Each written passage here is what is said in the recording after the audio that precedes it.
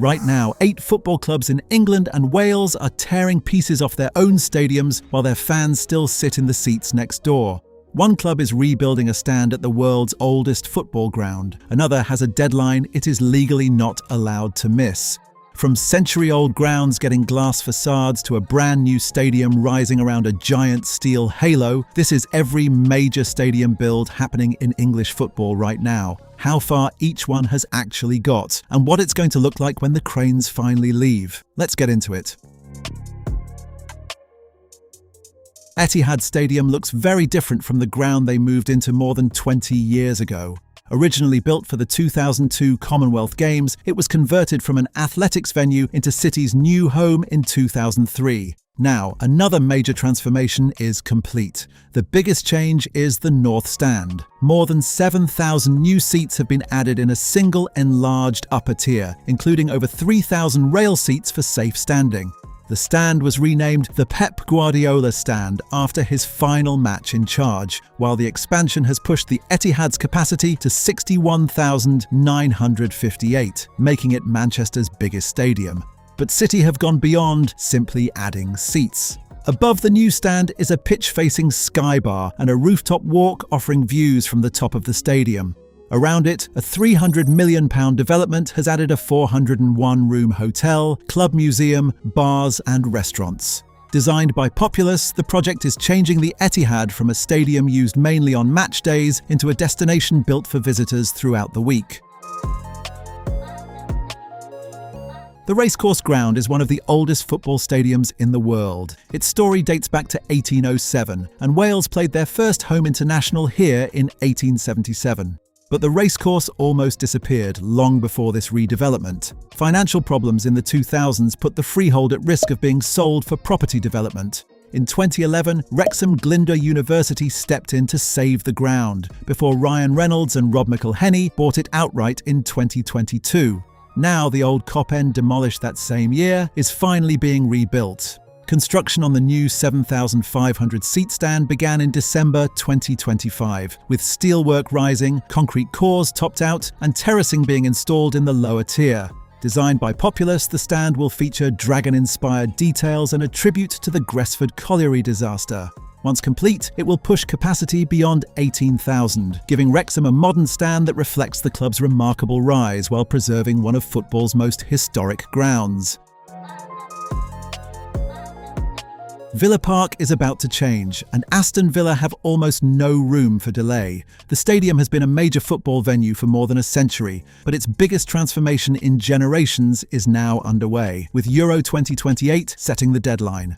Instead of replacing the North Stand completely, Aston Villa are keeping its main structure and building around it. Kingscote Construction is adding a new glass facade, metal-clad stair cores and a redesigned roof that will appear to float above the stand while bringing more natural light inside. The work began in March 2026 and the first major changes were already visible by June. Corner sections beside the North Stand were demolished, the floodlights came down and seats were stripped from the middle tier. The entire North Stand will close for the 2026-27 season, temporarily reducing Villa Park to around 37,000 seats. But once the work is finished, more than 12,000 seats will be added, taking capacity beyond 50,000. And with Villa Park confirmed as a Euro 2028 host, this is one stadium where the construction schedule simply cannot slip. Before Leeds United ever played here, Elland Road was a rubbish tip. The site was levelled into a playing field in 1897, and after Holbeck Rugby Club collapsed, it was eventually taken over by the newly formed Leeds United for just £250. More than a century later, Elland Road is undergoing its biggest transformation yet. BDP is leading the design, with the redevelopment focused on expanding the west and north stands, while keeping the stadium open throughout construction.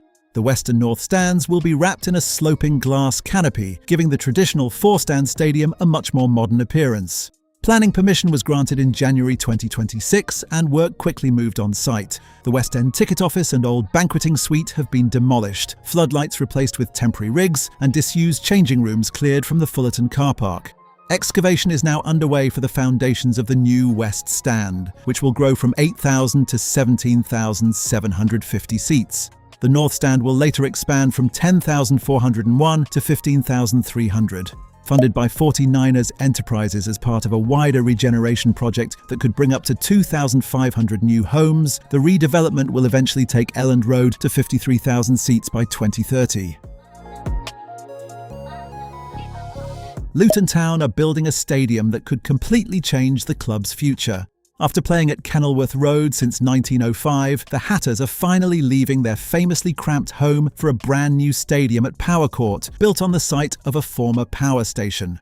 The new ground already has a feature that makes it instantly recognisable, a huge suspended steel halo above the pitch, inspired by Luton's hat-making heritage and the club's Hatters nickname. Beneath it, 4 deliberately different stands are designed to reflect the unusual character of Kenilworth Road rather than erase it. Construction reached another major stage in 2026. Piling began in January, and by June the superstructure was rising, with the first concrete columns and structural pillars visible across the site. The opening timeline has moved from the original 2027 target to around 2030, but the finished stadium will hold 25,000 fans, more than double Kenilworth Road's current capacity. For Luton, Power Court isn't just a new stadium, it's the biggest change in the club's home for more than a century. From the oldest ground in world football to the smallest in Premier League history, Bournemouth's home began on a gravel pit in 1910, and at just 11,307 seats, it has held that unwanted record for years. But that is finally changing. Planning approval arrived in May 2026 for a redevelopment that will push capacity beyond 20,000. The centrepiece is a new south stand, which will become the tallest structure at Dean Court. Its lower tier will hold around 3,000 fans, with a second tier rising above it during the 2026-27 season. A new transparent polycarbonate roof will bring more natural light inside, while finally addressing the leaks that plagued the old one. All 4 corners are also being filled in, creating a tighter, more enclosed bowl that should improve the atmosphere as well as add seats. New lifts are being installed in each corner and at the West Stand entrance to bring the stadium up to modern accessibility standards. The corner infills are expected to open early in the new season, followed by the rebuilt South Stand through 2026-27, with the entire transformation targeted for completion in 2027.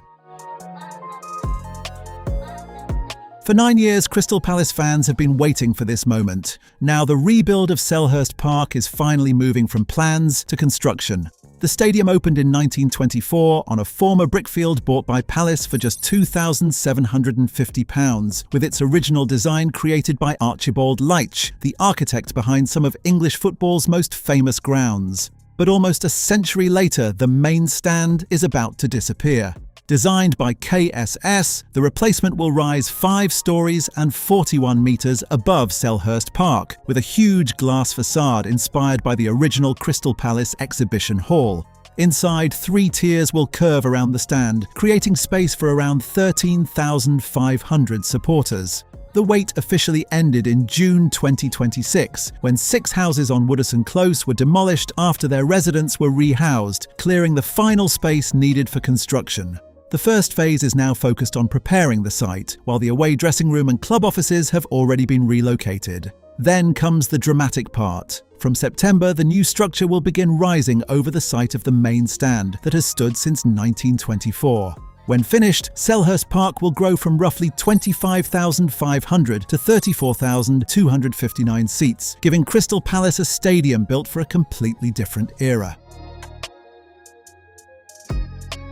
Overlooked by Lincoln Cathedral, Sincil Bank has stood since 1895, making it one of England's oldest football grounds still in use. The Stacey West Stand carries the names of Bill Stacey and Jim West, 2 Lincoln supporters who died in the 1985 Bradford City fire while attending an away match. The club continues to honour them every year. Now, Lincoln are preparing for a new chapter. After winning the League One title, the club is returning to the Championship for the first time in decades, while simultaneously upgrading the stadium.